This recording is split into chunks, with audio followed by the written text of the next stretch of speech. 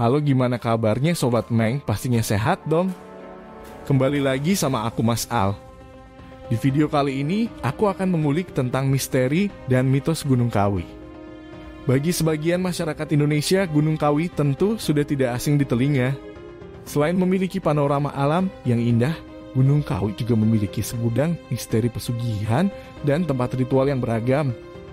Konon ritual pesugihan di Gunung Kawi adalah pesugihan tertua dan termasyhur di Indonesia. Mau tahu misteri apa saja yang tersimpan di dalamnya? Ikutin terus ya.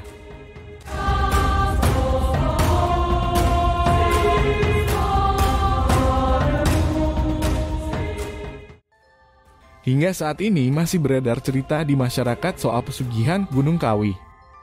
Entah hanya mitos atau bukan, namun hingga saat ini semuanya masih menjadi misteri. Benarkah Gunung Kawi ada tempat untuk memperoleh kekayaan secara instan? Berikut ini adalah beberapa mitos dan misteri Gunung Kawi. Menurut sejarah, Gunung Kawi seperti yang kita ketahui terkenal akan mitos pesugihannya. Mitos ini tak lepas dari keberadaan makam keramat dari Eyang Jugo, yang bernama asli Kyai Zakaria, dan Eyang Sujo yang nama aslinya adalah Raden Mas Iman Sujono. Pada tahun 1871, Eyang juga wafat dan sebelumnya beliau meminta dimakamkan di lereng Gunung Kawi, yang di desa Wonosari. 5 tahun kemudian Raden Mas Imam Sujono alias Eyang Sujo juga berpulang kepada Yang Maha Kuasa. Eyang Sujo berwasiat agar dimakamkan dalam satu liang lahat yang sama dengan sahabat seperjuangannya yaitu Eyang Jugo. Selanjutnya, misteri pohon Dewandaru pembawa berkah. Di pekarangan pesarian makam Eyang Jugo ada sebuah pohon Dewandaru yang dipercaya banyak orang mampu membawa keberkahan. Tidak heran jika melihat banyak pengunjung yang rela menunggu daun dari pohon ini jatuh. Konon daun yang jatuh dengan sendirinya dari pohon Dewandaru ini bisa dijadikan jimat untuk memperoleh keberkahan. Selembar daun yang jatuh harus dibungkus dengan uang lalu dimasukkan ke dalam dompet. Sebagian besar orang percaya bahwa jimat tersebut dapat memberikan keberkahan luar biasa, terutama dalam urusan ekonomi. Sayangnya, untuk memperoleh daun atau buah Dewandaru yang jatuh secara alami, harus ekstra sabar. Karena daun atau buah pohon ini bisa jatuh kapan saja, bahkan tidak mampu diprediksi. Ada yang bisa jatuh dalam hitungan jam, hari, atau bahkan mingguan. Selanjutnya, misteri ritual tanggal 12 Suro. Secara keseluruhan, pengelola dan juru kunci Gunung Kawi sangat keberatan jika tempat ini dicap sebagai tempat pesugihan. Karena pengunjung yang datang kemari hanya bermaksud untuk bersiarah.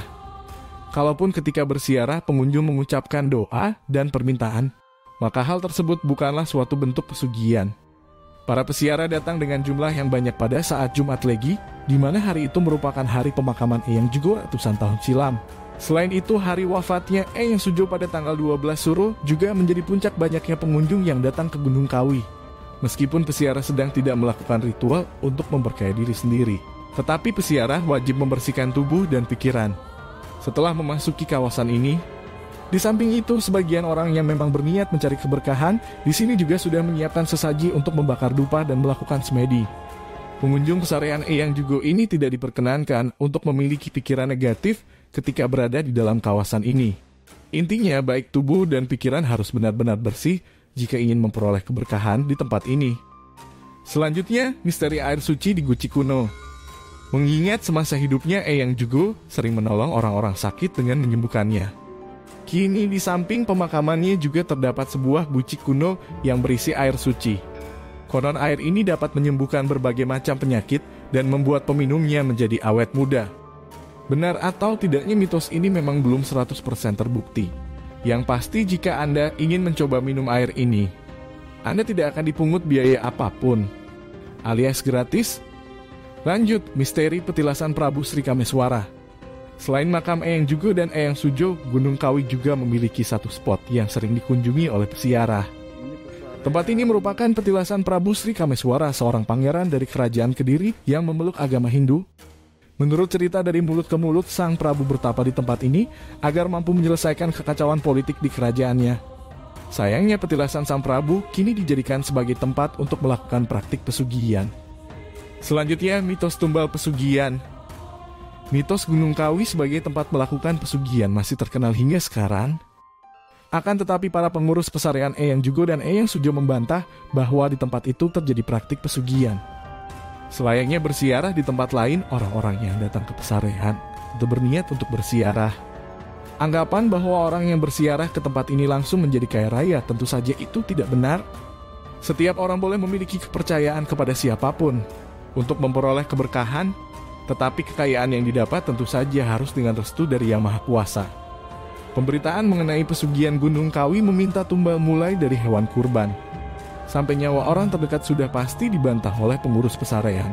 Semuanya dapat bersiarah kemari tidak perlu memberikan imbalan apapun, terlebih imbalan berupa nyawa orang terdekat.